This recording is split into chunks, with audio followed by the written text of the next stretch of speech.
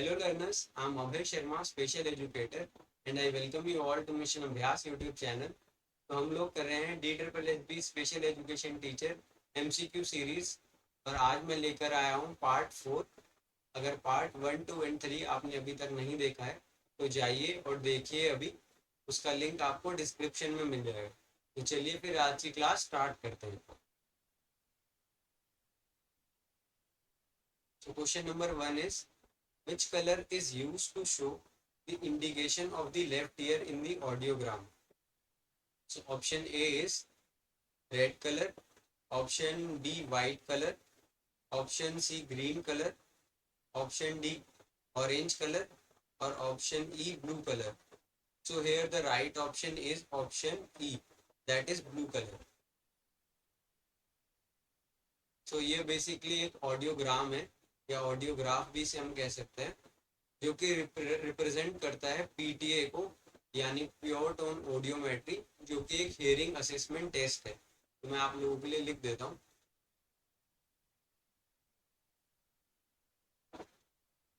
PTA.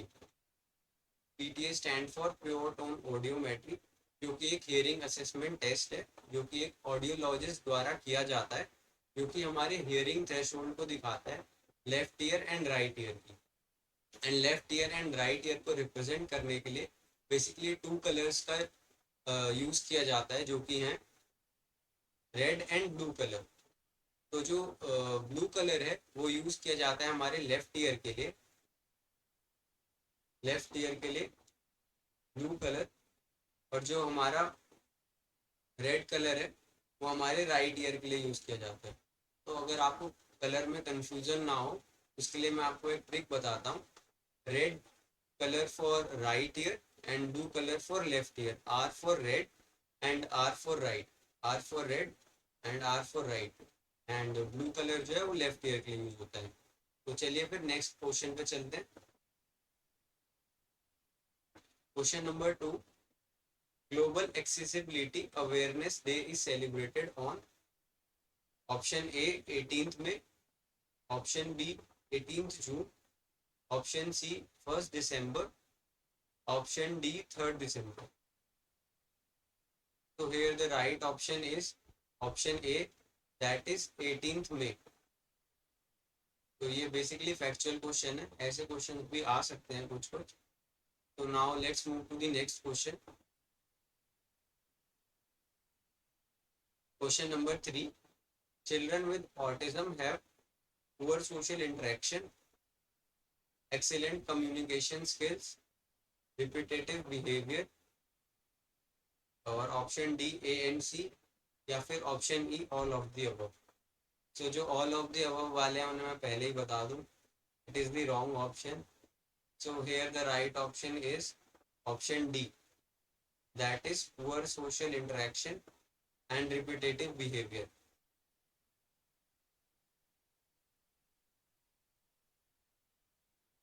तो explanation में मैंने आपके लिए ऑटिज्म के कुछ सिम्टम्स बताए हुए हैं, तो चलिए फिर देख लेते हैं। तो जैसे कि ऑटिज्म के कुछ मेजर सिम्टम्स होते हैं, डेवलपमेंटल लर्निंग डिले, ये one of the major feature है।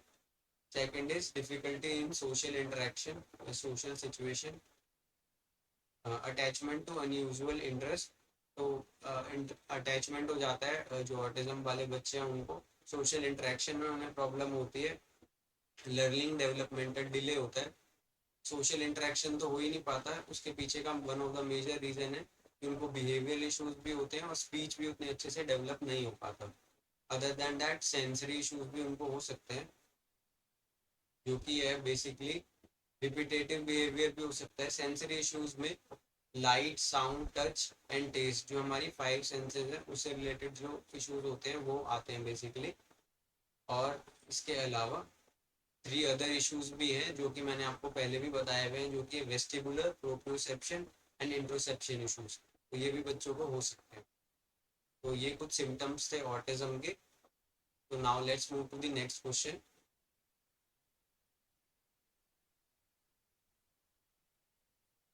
Question number 4, children having problem in standing on leg while performing yoga despite no physical disabilities which of the following issues child में है।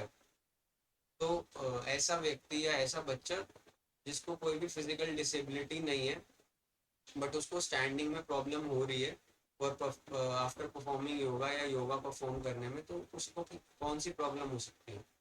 तो basically option number A is vestibular issues, option B proprioceptive issues, option C interception issues, option D tactile issues, और option E both A and B. So here the right option is option E, that is A and B. तो ऐसे बच्चे को या ऐसे व्यक्ति को vestibular issues plus proprioceptive issues दोनों हो सकते हैं। तो चलिए इसकी एक्सप्लेनेशन को देख लेते हैं। पहले देखते हैं वेस्टिबुलर सिस्टम के बारे में। The vestibular system is a complex sensory system located in the inner ear. तो ये हमारे इनर ईयर में पाया जाता है and it is responsible for providing the central nervous system with information about motion, head position, spatial orientation of the body of the individual. So किसी भी व्यक्ति या इंडिविजुअल की हेड पोजीशन क्या है, मोशन क्या है या स्पेशल ओरिएंटेशन क्या है, वो सारी इंफॉर्मेशन जो है वेस्टिबुलर सिस्टम हमारे सेंट्रल नर्वस सिस्टम को देता है। तो जो activities basically like walking, running, jumping and stabilises our vision when head moves. तो जब हमारा हेड मूव करता है या जब हम वॉकिंग करते हैं, रनिंग करते हैं या जंपिंग करते हैं, उन सब में हमारी हेल्प करता है हमारा वेस्टिबुलर सिस्टम। अब जान लेते हैं प्रोप्रियोसेप्शन के बारे में। Proprioception on the other hand provide information about the position and movement of the body part. तो जो प्रोप्रियोसेप्टिव रिसेप्टर्स होते हैं या प्रोप्रियोसेप्शन जो सेंसरी सिस्टम होता है, वो बेसिकली हेल्प करता है, प्रोवाइड करता है एक तरीके से इंफॉर्मेशन हमारी position and movement of the body parts को। Proprioceptive receptors are found in our muscle joints and tendons and they send signals to the body about the relative position of the limb and body. So जो body के basically joints, muscles और joint tendons हैं, उसमें ये proprioceptive receptors पाए जाते हैं और ये जो है हमारे ब्रेन तक इंफॉर्मेशन प्रोवाइड करते हैं relative position and limb of the body जो है उसके बारे में। तो this allow us to know where our body parts are without having to look at them. तो बिना हमारे बॉडी पार्ट्स को देखे हम पता लगा सकते हैं या वो कैसे फंक्शन कर रहे हैं, उसके बारे में हमें अवेयरनेस मिल जाती है। और इसका मैंने कुछ एग्जाम्पल भी दिए, जैसे कि proprioception enables us to touch our nose with our eyes close. तो अपनी आँख को बंद करके भी हम अपनी नोज को टच कर सकते हैं। तो ये एक एग्जांपल है प्रोप्रियोसेप्टिव रिसेप्टर्स का। और walk bye stairs without looking at the feet. तो जब वॉक कर रहे होते हैं हमें पता होता है हमारे पैर बेसिकली किस जगह पे हैं, हमें ऐसा तो है नहीं कि हमारे पैर की तरफ बार बार देखना पड़ता है। तो ये भी हम कर पाते हैं बिकॉज ऑफ प्रोप्रियोसेप्टिव सेंसर्स की वजह से। तो नाउ इंट्रोसेप्शन के बारे में देख लेते हैं। Interoception is the collection of senses that provide information to the brain about the internal state of the body. तो जो हमारी इंटरनल स्टेट कैसी है हमारी बॉडी के बारे में, वो हमें ये बताते हैं। जैसे कि हमें प्यास तो नहीं लग रही, अगर हम फीलिंग थर्स्टी है या फीलिंग हंग्री है, या फिर हमें टॉयलेट तो नहीं जाना, या हमारे जो इंटरनल इमोशंस या फिजिकल सेंसेशंस होते हैं are all managed by the interoception. So now let's see the So tactile sensitivity, also known as tactile defensiveness or tactile hypersensitivity, is an increased or unusual sensitivity to touch that can cause discomfort, pain or an overwhelming reaction. तो जो tactile sensitivity होती है उसमें basically क्या होता है कि जो डिफरेंट टेक्सचर की क्लोथ्स होते हैं या डिफरेंट टेक्सचर के मटेरियल होते हैं उससे रिलेटेड प्रॉब्लम्स बेसिकली होते हैं। एंड ये जनरली हमारे ऑटिस्टिक जो बच्चे होते हैं उनको सबसे ज़्यादा होती है। एंड ये पार्ट है हमारी जो हमारी सेंसरी इश्यूज है, टैक्टाइल सेंसिटिविटी भी उसका एक पार्ट है। तो now let's move to the next question. Question number 5, believe people choose to live meaningful lives. I share many of the same beliefs as Carl Rogers. Most important, I believe many people have the ability to reach self-actualization. Who am I? So यहाँ पर basically self actualisation की बात कौन से psychologist करते हैं, and ऐसे कौन से साइकोलॉजिस्ट हैं जिसे हम कार्ल रॉजर्स के साथ पढ़ते हैं, वो बेसिकली एक ही हैं, वो हैं अब्राहम मैस्लो। ये दी गई है हायरार्की ऑफ द नीड्स, जो कि अब्राहम मैस्लो ने दी थी, जिसमें हमारी जो फर्स्ट नीड होती है वो होती है फिजियोलॉजिकल नीड्स, जिसमें एयर वाटर शेल्टर यानी रोटी कपड़ा मकान जो हमारी प्राइमरी नीड है वो आती है। फिर आता है सेफ्टी नीड्स, इसमें आता है health security employment and resources, क्योंकि हमारी सेकंड नीड है। फिर आता है बिलोंगिंगनेस या फिर लव एंड बिलोंगिंगनेस, फिर हम चाहते हैं हमारी फैमिली फ्रेंड्स अपोजिट जेंडर या इंटीमेसी जिसको यहाँ पर रिप्रेजेंट किया गया है। फिर सेंस ऑफ कनेक्शन, तो हमें लोगों से प्यार मिले। फिर आता है ये, फिर आता है सेल्फ इस्टीम यानी respect recognition and self esteem, तो हमें रिकॉग्नाइज करें लोग, लोग हमें पहचाने। फिर आता है सेल्फ एक्चुअलाइजेशन, जो कि हाईएस्ट नीड है, जो कि अब्राहम मैस्लो ने बताया है। Desire to become the most that one can be, वो होता है self actualisation. Now let's see question number 6। Motor development in babies develop in proximo-distal fashion. This is best described as option A from nearest to the center of the body to the farthest from the center, option B from the top of the head to the bottom of the feet, option C from the farthest from the center to the nearest to the center, option D from the bottom of the body to the top of the body. तो proximo-distal and cephalopodal development, ये basically आपने principles of development में पढ़ा होगा। तो here the right option is option A from nearest to the centre of the body to the farthest from the centre. Proximodistal development and cephalopodal development क्या होता है वो अभी देख लेते हैं। पहले देखते हैं प्रॉक्सिमोडिस्टल डेवलपमेंट या प्रॉक्सिमोडिस्टल लॉ के बारे में, जो कि स्टार्ट होता है from the centre and it moves to the periphery, from the center of the body towards the members, going through the shoulder, elbow, wrist and at the end fingers में होता है। फिर आता है सिफेलोपॉडल डेवलपमेंट, जो कि होता है head to toe vertical direction में, एंड जो प्रॉक्सिमोडिस्टल डेवलपमेंट होता है वो सेंटर टू पेरीफेरी होता है। तो सिफेलोपॉडल में जो डेवलपमेंट होता है हेड से स्टार्ट होता है, फिर it goes to the trunk and then moves to the feet. So this is how it works. Now let's see the question number 7. Thematic apperception test was given by Herman Rorschach, option B Morgan and Murray, option C Selden, option D Carl Jung and option is none of the above. So here the right option is option B Morgan and Murray. Thematic apperception test क्या होता है वो देख लेते हैं।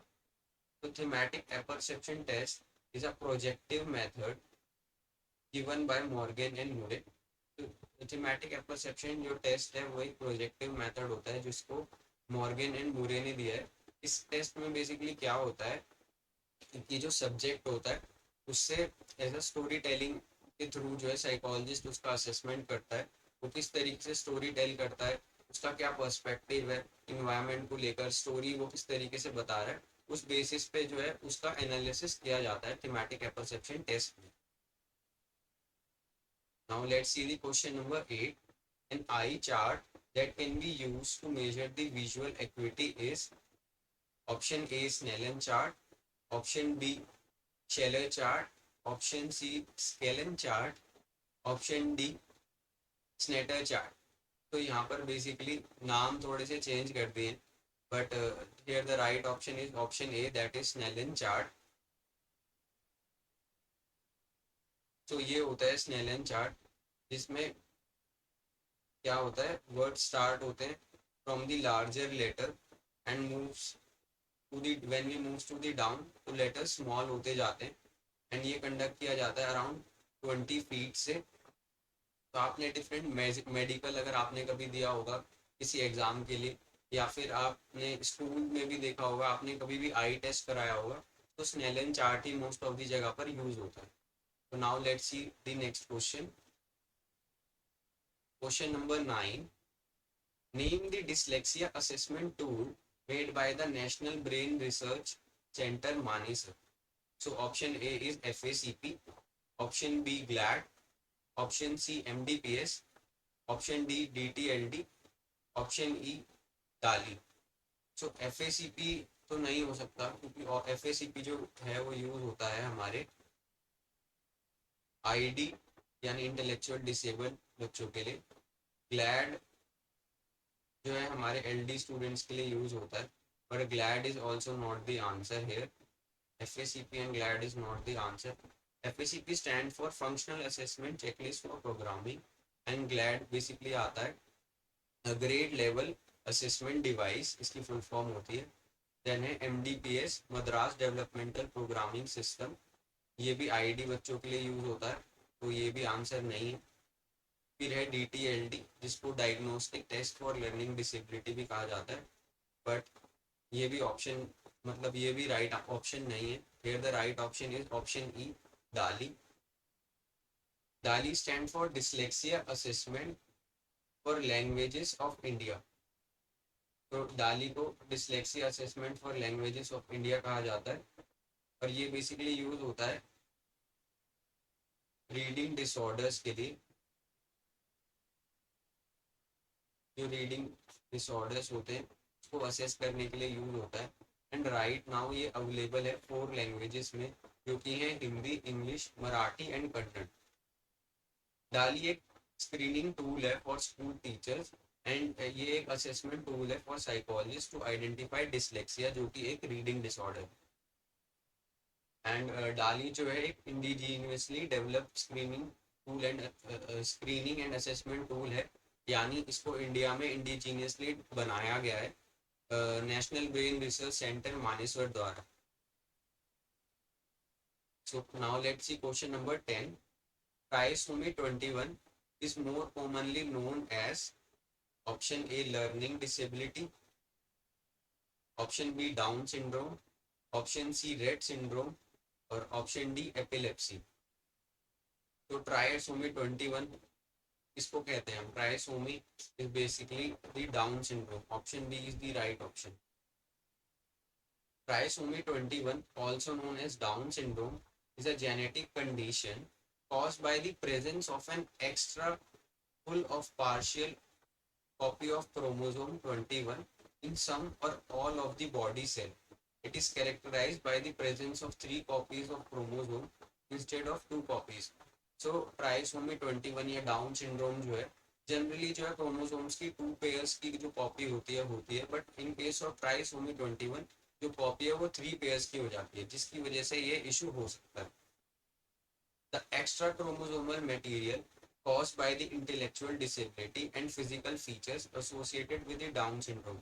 तो जैसा कि मैं कह रहा हूँ आपको, ये जो एक्स्ट्रा पेयर्स जो बन जाता है इंस्टेड ऑफ 2 की जगह जो 3 पेयर्स बन जाते हैं, the extra chromosomal material cause the intellectual disability and physical feature associated with the Down syndrome, जिसकी वजह से ये बेसिकली होता है.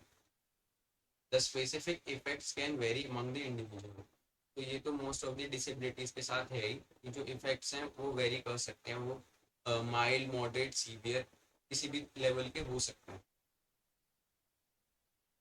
सो ये बेसिकली कुछ फीचर्स हैं डाउन सिंड्रोम के. Flatted nose and face, upward standing eyes, single palmar crease, short fifth finger that can curve inward.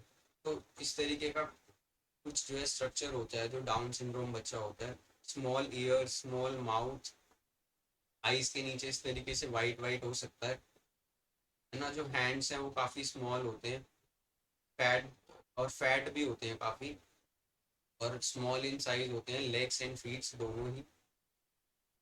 तो ये कुछ फीचर्स यहाँ पर दिखाए गए हैं डाउन सिंड्रोम के. अब मैं आपको बताना चाहूँगा हमारे DSSB special education teacher mock test के बारे में, जिस पर अभी ऑफर चल रहा है, एग्ज़ाम ऑफर्स. तो जाइए और ग्रैब कीजिए इस ऑफर को, जो कि अब अभी अवेलेबल है 399 ओनली. तो that's all from my side. तो thank you so much, I hope आपको आज की क्लास पसंद आई होगी। तो do like and subscribe and comment करके मुझे ज़रूर बताना आज की वीडियो कैसी लगी आप सबको। Till then stay connected with mission अभ्यास।